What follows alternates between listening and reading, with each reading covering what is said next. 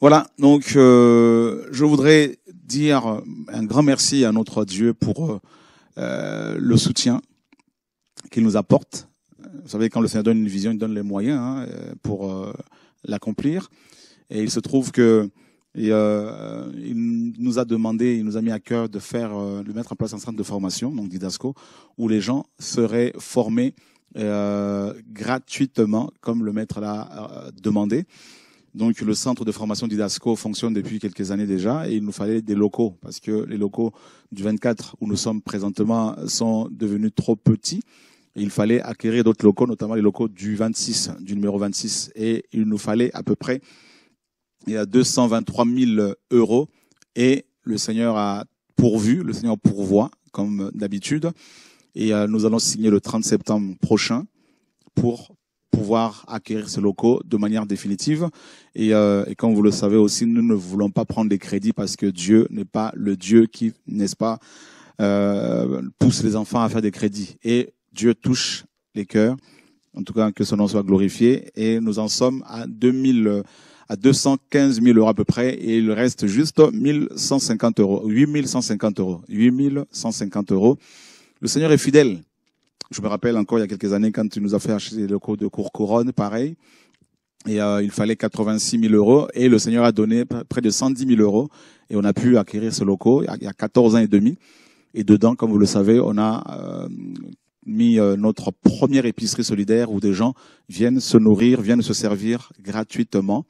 Et de temps à autre, on arrive à héberger au moins 10 SDF. Et dedans, il y a aussi des formations dans tout ce qui est couture. Il y a aussi, on fait aussi de l'alphabétisation. Et en tout cas, merci, un grand merci au Seigneur et puis à l'équipe du Pain Quotidien. Donc, il y a eu des locaux du 24 également. Il y a 3 ans et demi maintenant, 4 ans, qu'on a pu acquérir grâce au Seigneur et à votre mobilisation également. Et des locaux qui ont coûté 200 à peu près 20 000 euros. Et le Seigneur a pourvu, on a pu les acquérir cash.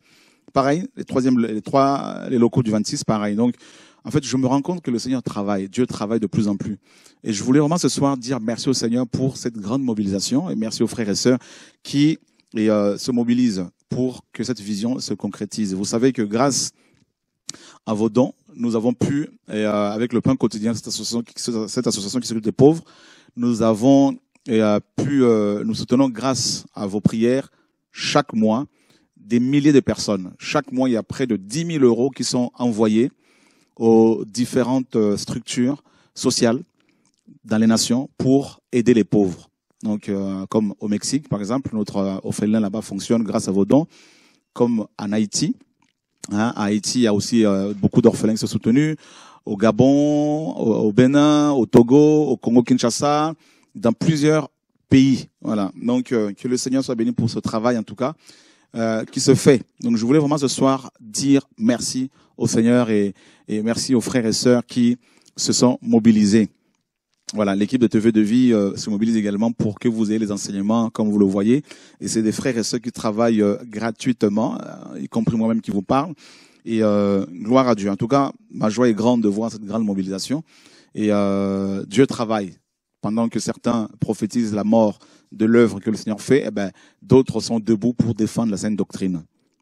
Et vous, comme vous le savez également, nous ne faisons pas de la politique, mais nous ne pouvons pas non plus rester indifférents face à toutes sortes d'atrocités qui sont perpétrées ici et là. Et dans les nations, les Écritures annoncent que c'est des choses qui doivent arriver, mais bien évidemment, nous sommes là pour dire, tout simplement, informer les hommes sur ce qui se passe. Voilà, donc je vais pendant peut-être 10 à 15 minutes, nous exhorter sur un fait sur un fait bien particulier, bien précis. Et comment faire pour remporter une victoire? Comment faire pour remporter et pour mettre en place une vision que Dieu vous a donnée? Et c'est un conseil biblique que je vais donner à tout un chacun, aussi bien aux chrétiens qu'aux inconvertis. Et donc voilà, vous savez, la Bible est un livre qui est rempli de plusieurs principes, des lois. Une fois ces lois appliquées, on voit des fruits. Et même ceux et celles qui décrivent ce livre, qui n'y croient pas, qui pensent que c'est une doctrine importée par la religion romaine. Je sais que la religion romaine nous a imposé beaucoup de choses en Afrique, ça nous sommes d'accord, mais je tenais à vous dire que la vraie foi, la foi chrétienne authentique n'est pas née à Rome, n'a pas commencé à Rome, pas du tout.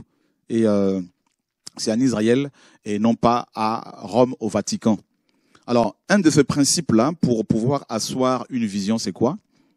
Il y en a plusieurs. Hein. Donc, il y a la sanctification, il y a l'intégrité, il y a l'honnêteté, tout ça. Ce sont des valeurs qu'il faut avoir pour pouvoir asseoir une vision. Je prends un exemple. Le Seigneur m'a mis à cœur, par exemple, de réviser la Bible, comme vous le savez. Il fallait, bien sûr, une équipe. Parce qu'on ne peut pas faire asseoir une vision tout seul. Même si on crie, nous sommes seuls, mais il y a toujours des gens à côté, derrière, dans les coulisses qui travaillent et d'arrache-pied, qui font un travail magnifique et qui ne sont pas forcément vus. Et qui certainement seront plus couronnés que nous autres. Et qui ont peut-être plus de talent que nous autres qui sommes exposés. Mais c'est des gens qui sont là dans l'ombre. Alors, pour asseoir une vision, notamment en ce qui concerne la révision de la Bible, il aurait fallu une équipe soudée. Et celui qui reçoit la vision doit être capable de l'expliquer, de l'exposer correctement aux gens.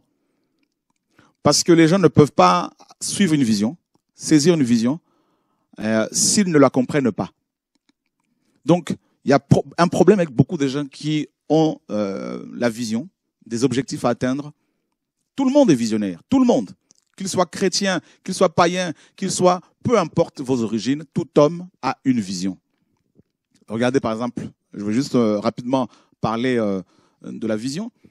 Et lorsqu'un enfant vient au monde, vous savez ce qui se passe selon les scientifiques? Eh ben, il y a plus de 50 millions de spermatozoïdes qui sont, n'est-ce pas, libérés lors d'un rapport entre un homme et une femme. Et sur ces spermatozoïdes, sur ces millions, voire milliards, un seul doit atteindre l'ovule. Et il y a une course qui s'engage. Dès la sécrétion, n'est-ce pas, de spermatozoïdes, et une course qui s'engage entre ces millions de spermatozoïdes et l'ovule sécrète un liquide très toxique qui tue plusieurs spermatozoïdes. Et donc il faut, n'est-ce pas, slalomer, éviter ce liquide très toxique. Et le premier spermatozoïde qui arrive à atteindre l'ovule, qu'est-ce qu'il fait? Ben, quand il arrive à percer la paroi, il rentre dedans et il ferme la porte pour ne pas que les autres y entrent. Et c'est comme ça que les autres meurent. Et celui qui va atteindre l'ovule, il va là, n'est-ce pas, il va féconder cet œuf et l'enfant va se développer dans cette matrice, dans cet organe pendant 9 mois. Et ensuite, cet enfant qui vient au monde est un visionnaire. Qu'il soit converti ou pas, c'est un visionnaire parce que déjà il a remporté une première victoire dans le ventre. Et quand il va naître, cet enfant, il va être élevé par des parents qui vont lui, n'est-ce pas, inculquer un certain nombre de valeurs, des choses, ils vont lui donner une éducation et il va être, en fonction de son éducation, il va être un grand visionnaire ou un petit visionnaire. Il y en a, ils vont vouloir faire, bien sûr, du foot. D'autres vont vouloir être médecins, d'autres pilotes d'avion, d'autres, je ne sais pas, ils vont vouloir être maire d'une ville. Et chacun a une vision. La vision motive, la vision encourage. Celui qui n'a pas de vision, il finit par mourir. C'est pour cela que les Écritures nous disent dans Proverbe 29, verset 18, que quand il n'y a pas de révélation, de vision, le peuple périt, le peuple meurt. Et le problème de nos églises aujourd'hui, c'est qu'il n'y a pas beaucoup de pasteurs visionnaires. Il y a des pasteurs visionnaires du ventre, avec une vision ventrale. Il y en a qui ont une vision juste pour coucher avec des femmes. Ils se servent de leur succès pour attirer d'autres femmes, pour accaparer des femmes, pour détruire. Vous avez des gens dans le monde, des ministres, des présidents, des autorités, des rois qui, n'est-ce pas, n'ont pas une vision véritable. Ils ont une vision, mais une vision égoïste, personnelle, individuelle. Ils vont amasser, ils vont mourir comme des fourmis et ils vont tout laisser. Il n'y a pas de vision. Un vrai visionnaire doit avoir des valeurs, doit avoir des principes. Donc, comme je disais, le Seigneur me met à cœur de faire cette révision de la Bible. Donc, il fallait rassembler une équipe, des gens fidèles, ayant des qualités. Donc, dans le choix des équipiers, il faut éviter la compromission. Il faut éviter de faire, n'est-ce pas, de choisir les gens de manière charnelle, parce que Une seule personne dans l'équipe qui n'a pas une bonne vision peut détruire la vision, peut freiner la vision. Donc là, le choix des équipiers est très important. Très important. Parce que ce sont les gens à qui la vision est expliquée, qui vont la comprendre, qui vont la propulser, qui vont la mener jusqu'à terme. Et à la mort du visionnaire, ce sont ceux et celles qui ont reçu la vision qui vont la continuer. D'ailleurs, on saura que vous êtes un grand visionnaire, non de votre vivant, mais après votre mort. Parce que si votre vision meurt avec votre mort, c'est que vous n'êtes pas un visionnaire. C'est que vous avez échoué. Donc le visionnaire est reconnu des années après sa mort, parce que sa vision doit continuer. C'est pour ça que dans le monde, vous avez des gens qui ne sont pas forcément chrétiens, mais qui ont créé des entreprises. 100 ans après, ces entreprises continuent à fonctionner. Je ne parle pas de la prospérité financière, je parle de la vision. Et 100 ans après, l'entreprise continue à fonctionner. Vous allez voir les enfants des enfants continuent à perpétrer la vision. Hein. Vous avez des entreprises suisses, allemandes qui existent depuis 1800, 1800 quelque chose. Et les enfants des enfants continuent à travailler, à perpétrer la vision. Et le problème avec beaucoup de nos frères, beaucoup d'hommes aujourd'hui dans nos églises, c'est qu'il n'y a plus de visionnaires. C'est un problème de vision. Il n'y a plus de vision. La vision que les gens ont, beaucoup là, c'est quoi? C'est le ventre, comme je le dis. Le ventre. Ils attendent à avoir le pouvoir pour s'enrichir. Leur vision, c'est quoi? Eh ben, si j'arrive au pouvoir, si je deviens pasteur, si je deviens apôtre, eh ben, je vais pouvoir avoir toutes les femmes que je ne pouvais pas avoir avant. Je vais pouvoir détruire les gens qui n'arrivaient pas, qui m'ont insulté, qui m'ont combattu hier. Vous voyez, une vision de vengeance. Alors, un vrai visionnaire, comme je vous disais, doit être quelqu'un qui fait un bon choix, qui choisit correctement ses équipiers. Prenons l'exemple du visionnaire le plus grand, Jésus-Christ, qui est reconnu même dans toutes les religions. Là, Jésus-Christ est, même si les gens ne le reconnaissent pas toujours comme le Dieu véritable, mais néanmoins, ils vont dire quand même que c'est un grand maître. Prenons un exemple. Jésus-Christ dans Luc chapitre 6. La parole nous dit qu'il va choisir ses partenaires. Nous sommes dans Luc chapitre 6. Luc chapitre 6, à partir du verset 12. Or, il arriva en ce jour-là qu'il s'en alla sur une montagne pour prier et il passa toute la nuit à prier Dieu. Et quand le jour fut venu, il appela ses disciples et en ayant choisi 12 d'entre eux, et il les nomma apôtres. Donc Jésus, qu'est-ce qu'il va faire ici? Il va passer toute la nuit dans la prière. Pourquoi? Pour avoir le discernement, Jésus-Christ est homme, pour avoir le discernement nécessaire qui allait lui permettre de faire le bon choix des hommes avec qui il allait marcher, qui allait poursuivre sa vision après son départ. Il passe toute la nuit. Donc toute la nuit, ça veut dire qu'il a passé 12 heures en prière. 12 heures à prier Dieu. De 18 heures au lendemain 6 heures. 12 heures. Pourquoi? Parce qu'il allait choisir 12 apôtres. Donc il a passé 1 heure devant Dieu, il est Yeshua homme, hein, pour un disciple. 2 heures pour 2 disciples. 12 heures pour 12 disciples ou 12 apôtres. Et la Bible nous dit qu'est-ce qu'il va faire le lendemain. Et il va, parmi les disciples, il va choisir les apôtres. Donc, avant de choisir les apôtres, il a d'abord fait des disciples. Et Luc, chapitre 6, 40 nous dit, tout disciple accompli sera comme son maître. Parce que ceux qui vont perpétrer la vision, ce sont les disciples. Ceux qui vont faire continuer la vision, faire en sorte que ta vision soit, n'est-ce pas, permanente, continuelle. Ce sont les disciples que tu auras formés. Des gens qui ont compris ta pensée, la pensée que tu as, que tu veux développer, et qui vont la partager par la suite. Et dans le cadre de l'œuvre du Seigneur, ces disciples, ce ne sont pas les disciples des hommes, bien sûr. Ce sont les disciples du Seigneur Yeshua, Jésus-Christ. Et ce sont eux qui vont continuer l'œuvre du Maître, c'est-à-dire l'œuvre de Yeshua. Donc, le choix des personnes avec lesquelles vous allez travailler, vous qui avez une vision, hein, peu importe votre vision, il faut que le choix des personnes qui vont vous accompagner soit fait correctement. Pas des gens, c'est des gens avec des qualités, pas des gens cupides, pas des gens corruptibles, parce que aussi bien dans les nations que dans les églises, si vous avez des gens qui travaillent avec vous pour faire asseoir votre vision, si vous avez parmi ces gens, vous avez des gens cupides, corruptibles, ils vont vous tuer. Ils vont vous vendre.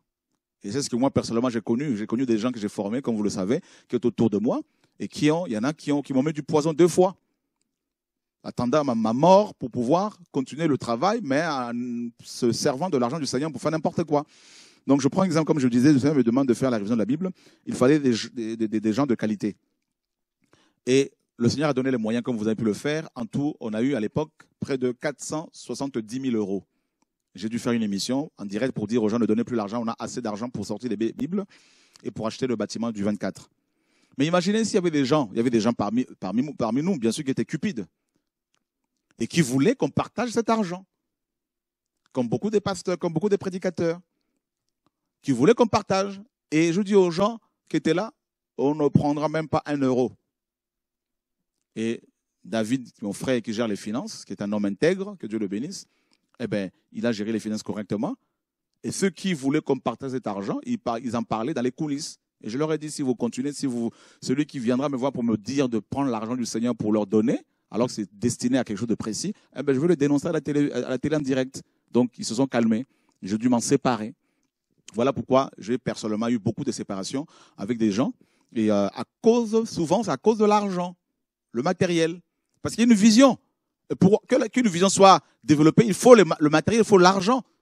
Il faut les moyens utilisés dans le monde pour que la vision se développe. Mais si vous avez des gens qui ont une vision ventrale, qui veulent manger, qui veulent rouler dans des grosses voitures et qui n'ont pas une vision à long terme, ben, la vision ne va pas germer. Et vous avez des visionnaires qui avaient une bonne vision, des bons objectifs, mais ils ont eu des mauvais équipiers et qui ont détruit tout, qui les ont même empoisonnés, qui les ont tués. Donc, il y a des principes. Donc, parmi les principes pour asseoir une vision, l'un des premiers principes, c'est le choix des collaborateurs. Il faut le discernement. Donc, un des principes, c'est le discernement. Il faut discerner qui est qui. Parce que celui qui va te trahir, il ne viendra pas de loin. Il viendra à côté. Il sera à côté.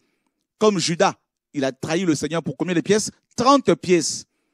Aujourd'hui, dans nos pays, s'il y a beaucoup de gens qui sont empoisonnés, beaucoup de gens qui meurent, s'il y a des gens qui ont quitté ils ont abandonné leurs idéaux, leur vision, c'est à cause de l'argent. Pour quelques billets, quelques euros, quelques dollars, ils vont, n'est-ce pas, baisser, excusez-moi du terme, baisser leurs culottes.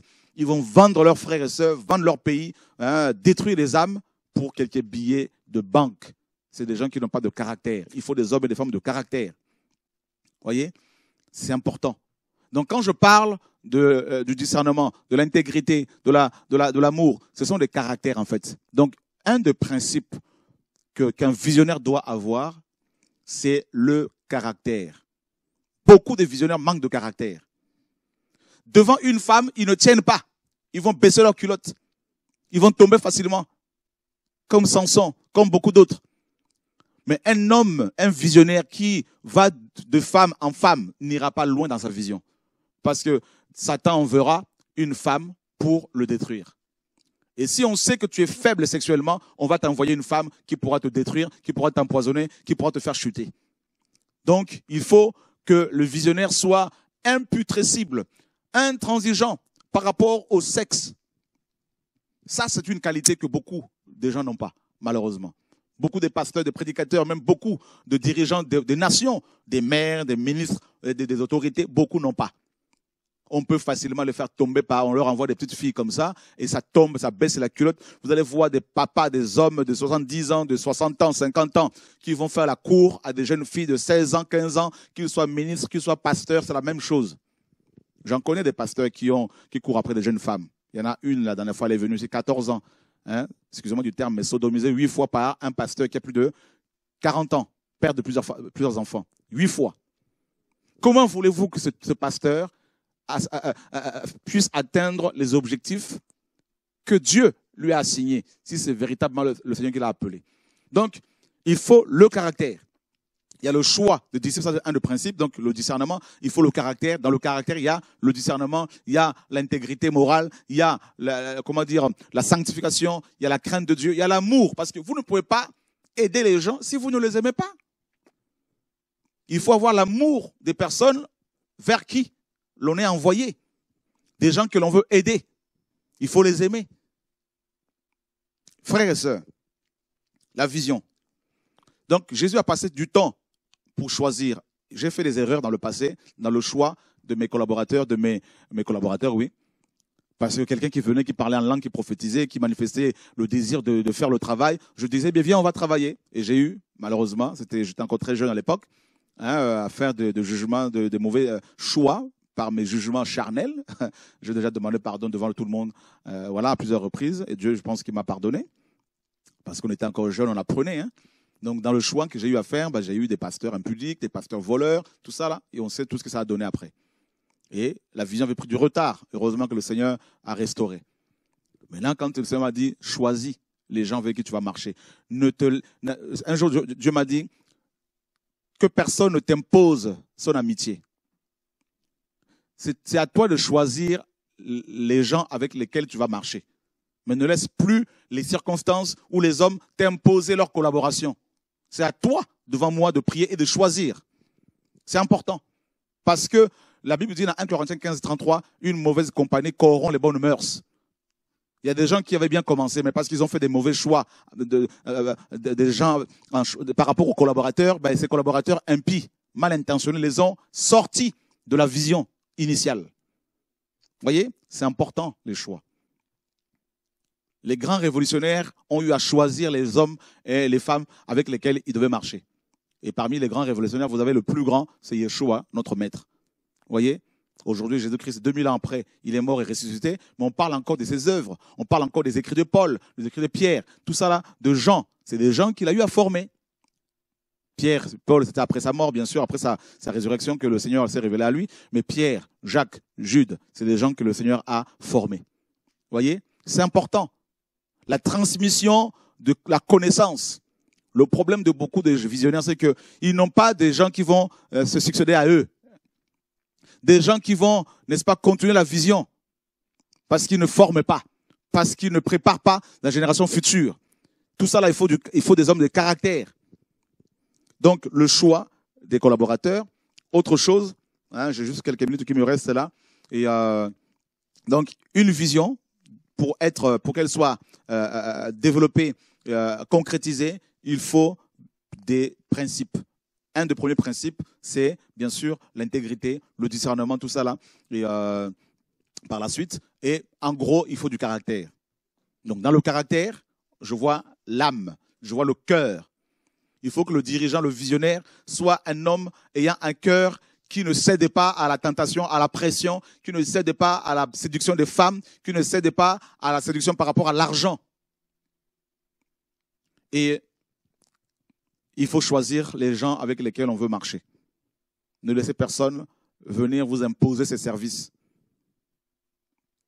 Autre chose, il faut, en tant que visionnaire, chacun est visionnaire à son niveau. Hein, chacun est visionnaire dans un foyer, dans vos projets de commerce, dans vos projets de construire une maison, dans vos projets d'études. Vous êtes visionnaire vous-même, jeune homme. Tu es visionnaire de ta vie par rapport à tes études. Qu'est-ce que tu veux? Maintenant, c'est à toi de choisir à l'école avec qui parler, avec qui marcher. C'est à toi de choisir à l'école avec quelle personne marcher, avec qui parler. Tout ça, c'est important. Parce que tes choix par rapport aux amis, hein, tes choix vont déterminer ton futur. Et les Écritures nous disent dans Proverbe, celui qui traîne avec les sages devient sage. Vous voyez? C'est important. Et autre chose, dans une vision, étant donné que vous êtes appelé en tant que visionnaire à travailler avec 2 ou 3, 4 personnes, il faut éviter tout ce qui est division. Parce que le Seigneur nous dit, un royaume qui est divisé contre lui-même ne peut pas avancer. Et on sait tous comment Satan aime travailler, il aime bien diviser pour mieux régner. Un peuple divisé contre lui-même. Un peuple, je prends un exemple, vous avez un pays composé de plusieurs régions, avec plusieurs cultures différentes. Et imaginez ce pays, si ce pays est combattu, attaqué, sous occupation, eh bien, le peuple les peuples, parce qu'il y en a plusieurs, hein, vous avez, en fonction des régions, je prends l'exemple de la France, il y a les Bretons, tout ça, il y a ceux du Nord, hein, il y a ceux du Sud, et donc imaginez maintenant si on commence à se diviser, les Bretons d'un côté, les Sudistes de l'autre, voyez, eh ben, l'ennemi va régner. Eh ben, c'est comme ça que Satan procède, pour qu'une vision ne soit pas concrétisée. C'est pour cela que le visionnaire doit être au-dessus de toutes ces considérations culturelles, ethniques, tout ça, pour amener les gens à travailler dans une vision collective, une vision globale. Vous voyez? Comme Paul le disait dans Galates chapitre 3, on va le lire. En fait, c'est les principes que Jésus-Christ a enseignés pour que son royaume fonctionne. Voilà. Galates 3, 28. Qu'est-ce qu'il dit? Verset 28. Il n'y a plus ni juif, ni grec, il n'y a plus ni esclave, ni libre, il n'y a plus ni homme, ni femme, car vous êtes tous un en Jésus-Christ. Waouh! Donc je peux dire aujourd'hui, il ne doit pas y avoir dans une vision, les Luba, donc c'est une ethnie congolaise, les Congo, les Luba d'un côté, les Congo de l'autre, les Ngala de l'autre, et les Swahili de l'autre, tout ça là. Et si vous êtes un visionnaire, si vous voulez aider une nation, aider un pays, aider une ville, avec toutes ces valeurs, les valeurs d'amour, d'unité, de sainteté, d'intégrité, en gros les valeurs chrétiennes que Christ nous a enseignées, Yeshua nous a enseignées, eh bien, il faut être au-dessus de toutes ces considérations ethniques, tout ça là, raciales. C'est important. Et c'est ce que Dieu m'a enseigné dès le départ, quand j'ai commencé l'œuvre en 99, il m'a dit, tout de suite, pas des chants en lingala parce que je veux envoyer des nations. Ça, c'était d'abord pour poser la fondation pour que les Congolais qui allaient venir ne se disent pas, comme le frère est français mais d'origine congolaise, donc on va maintenant se comporter comme des Congolais. Et d'emblée, je leur ai dit, non, les chants en lingala, pas tout de suite, peut-être un jour, mais pas tout de suite. Parce que je veux que les Européens, des Blancs qui vont venir, des Arabes qui vont venir, les Chinois qui vont venir, se sentent chez eux. Ne se disent pas, ah ben, nous sommes exclus. Non. Après, chacun pourra chanter dans sa langue, il n'y a pas de problème, on est libre en Christ, mais pas tout de suite. Il y a eu une vision claire. Et ce qui fait que les gens qui venaient se sont sentis chez eux, effectivement. Et c'est pour ça la grâce du Seigneur, vous allez voir nos livres, notamment les livres que le Seigneur me fait écrire, il y en a plus de 15 aujourd'hui, grâce au Seigneur, mais il y en a 4 ou 5 qui vont sortir encore, sont traduits en chinois par une chinoise, en arabe par des arabes, en anglais par des anglais, en allemand par des allemands, dans plusieurs nations, en roumain par des roumains, dans plusieurs langues, en lingala par des lingalophones, tout ça là, parce que chacun se dit, toutes ces personnes se disent, eh ben nous nous retrouvons dans cette vision qui est biblique, bien sûr. Je ne dis pas, c'est une vision dénominationnelle, il faut venir ici, c'est pas ce que je dis, mais une vision biblique. Il n'y a ni juif, ni grec, ni homme, ni femme. Voilà. Et on va privilégier quoi? Les talents. Parce que ce que tue les gens, ce que tue beaucoup de gens qui veulent diriger même des pays, c'est que quand ils arrivent au pouvoir, ils vont prendre que les gens de leur ethnie, ils vont les nommer à des postes à responsabilité, alors que c'est des gens qui n'ont pas de qualité. Parce qu'ils sont comme eux, ils parlent leur dialecte, ils vont les mettre à des postes alors qu'ils n'ont pas de qualité. Et ceux qui ont des qualités requises, ben, parce qu'ils ne sont pas de la même ethnie, on les exclut. C'est ça qui tue nos pays, notamment en Afrique. C'est ça l'erreur. Et tant qu'on ne sera pas délivré de cette idiotie, eh ben, vous pouvez avoir une grande vision, mais elle va mourir dans l'œuf. Vous savez, je vais vous dire une chose avant de finir. Vous savez, sur les 12 apôtres que Jésus-Christ avait, un seul était de la même tribu que lui. Vous savez lequel c'est? Judas, celui qui l'a trahi. Judas Iscariote. Iscariote était une des villes de Juda. Or, Jésus-Christ était homme, Yeshua, homme, était de Juda. Et les 11 étaient des Galiléens, donc une autre région. Vous voyez? Et qui c'est qui l'a trahi? Eh ben, c'est celui qui était de la même tribu que lui. Donc, mes amis, ça, c'est des conseils pratiques que je vais vous donner, vous qui voulez asseoir une vision. Vous êtes noir, vous êtes blanc, ne choisissez pas forcément les gens comme vous. Choisissez les gens en fonction de leur qualité. Qualité morale, de leur capacité. Et c'est alors que vous allez voir le travail du Seigneur avancer. Je me rappelle, quand le Seigneur a commencé à me faire des réunions de réveil, j'avais confié la gestion de l'argent des offrandes à une sœur congolaise. Et des pasteurs congolais que j'ai formés allaient la voir à la fin des réunions pour prendre l'argent. Un jour, elle me dit, il y a tel pasteur qui est venu qui a pris 15 €. Tel autre pasteur qui vient qui prend l'argent. Elle dit, moi, j'en peux plus, j'ai la pression. Le Seigneur me dit, il faut donner ça à un Européen. Et je donnais ça à David, la gestion des finances. Regardez comment le travail se fait. Et plus un Congolais ne va le voir pour demander quoi que ce soit. Il y en a un qui avait osé un pasteur, eh bien, c'était réglé vite fait. Et depuis, c'est fini. L'argent est réglé correctement, géré correctement. Aujourd'hui, grâce au Seigneur, en moins d'un an, à peu près, vous avez pu donner, vous qui nous suivez, plus de 200 000 euros. Hein? Donc, au point où on est en train d'acheter le 26, parce qu'il y a une vision derrière. Et vous voyez, l'argent est bien géré. Et à chaque fois que David me fait le compte rendu, je me dis, mais Seigneur, mais quand est-ce qu'on a tout cet argent-là et comment il gère cet argent correctement comme ça? C'est ça. On a vu sa qualité. On ne s'est pas arrêté sur ses origines. Il est européen, mais il a des qualités par rapport à la gestion. Et ben, on confie ça. C'est ça l'œuvre. C'est pour cela que grâce au Seigneur, aujourd'hui, en moins de 20 ans, le Seigneur a permis à ce que des associations qui s'occupent des orphelins soient créées dans le monde entier. Des épiceries qui nourrissent des gens, des milliers de gens, soient mises en place partout. Des orphelinats, des écoles même, écoles comme au Gabon, maternelles, tout ça. Bientôt, ça va être le lycée, collège-lycée, université. Et il y a une autre vision que Dieu me met à cœur, c'est de mettre en place des écoles chrétiennes, mais écoles, lycées, tout ça là, notamment au Congo RDC, hein, de la maternelle jusqu'à l'université, tout ça, parce que ce qui manque, c'est l'éducation. L'éducation. L'éducation, c'est la richesse que Satan détruit d'abord dans un pays pour que les gens n'aient plus de vision. C'est ça le problème. Frères et sœurs, que Dieu nous aide, que Dieu vous aide, que Dieu vous garde. L'heure est grave et Yeshua revient. Mais la plus grande vision que nous avons, c'est la révélation de Jésus-Christ de Nazareth. Et donc, je voulais juste vous donner quelques conseils pour asseoir correctement la vision que vous avez reçue dans ce que vous voulez faire. S'il n'y a pas de vision, vous allez être dans la dépression, vous allez être dépressif. Parce que sans vision, on ne voit pas. On ne va pas loin. La vision motive.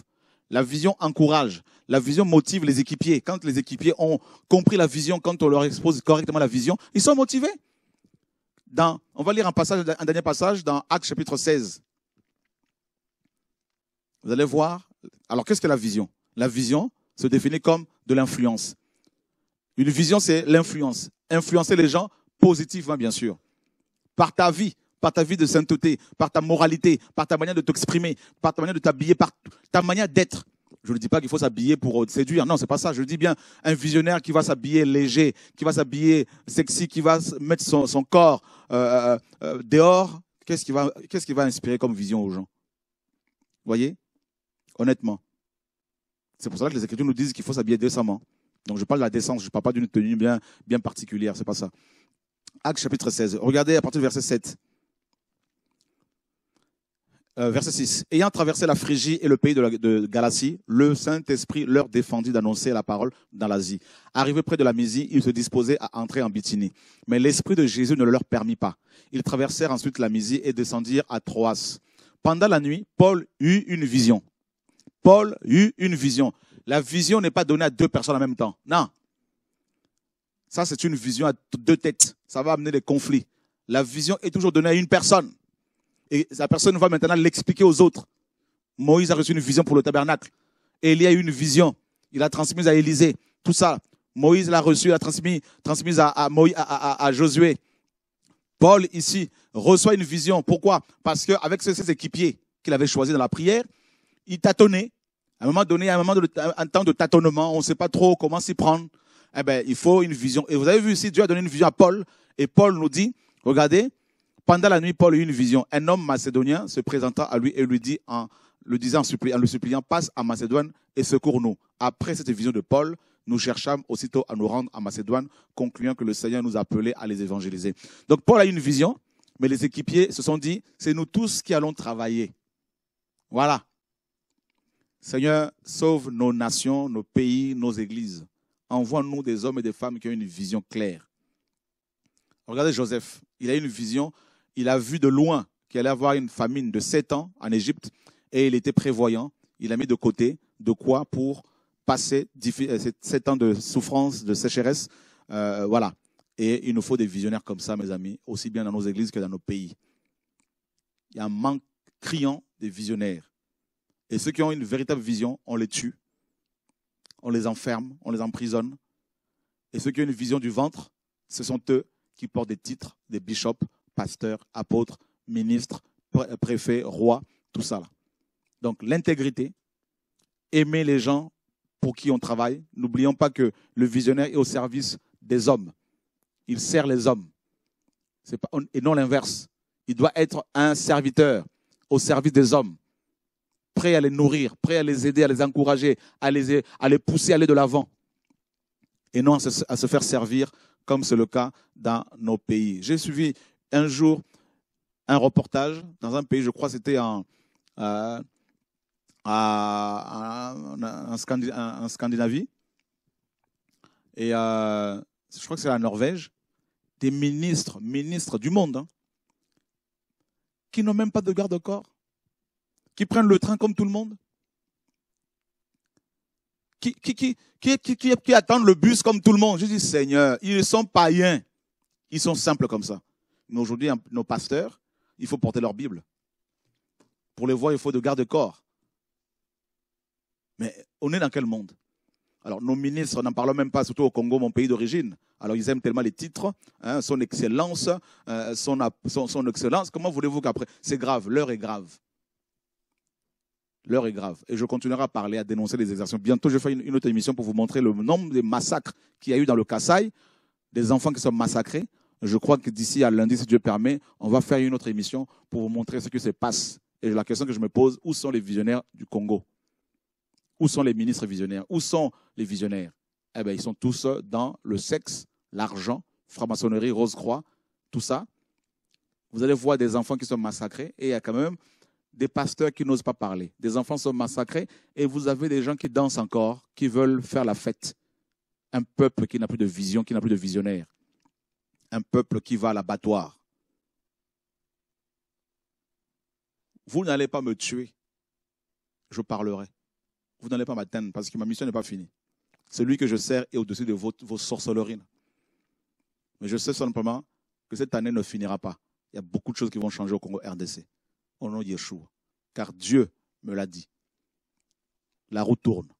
Que Dieu soit béni, mes amis. Bon courage, bonne vision et bonne continuation. Ne baissez pas les bras à cause de la persécution. D'ailleurs, une vision, pour qu'elle soit matérialisée, elle doit être d'abord rejetée, combattue, et elle devient une évidence. C'est-à-dire, les gens n'ont plus le choix que de dire, c'est la vision du Seigneur.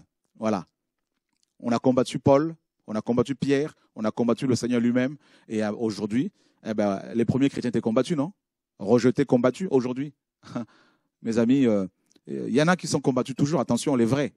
Les vrais. Mais néanmoins, en France, par exemple, nous avons quand même cette possibilité de pouvoir annoncer l'évangile. Mais il fut un temps où beaucoup de chrétiens, notamment les protestants, étaient persécutés, exécutés. Donc vous voyez quand même qu'aujourd'hui, il y a des pays quand même où l'évangile est accepté, hein, même pas toujours dans son intégralité. Que Dieu vous garde, mes amis. À bientôt. Au revoir.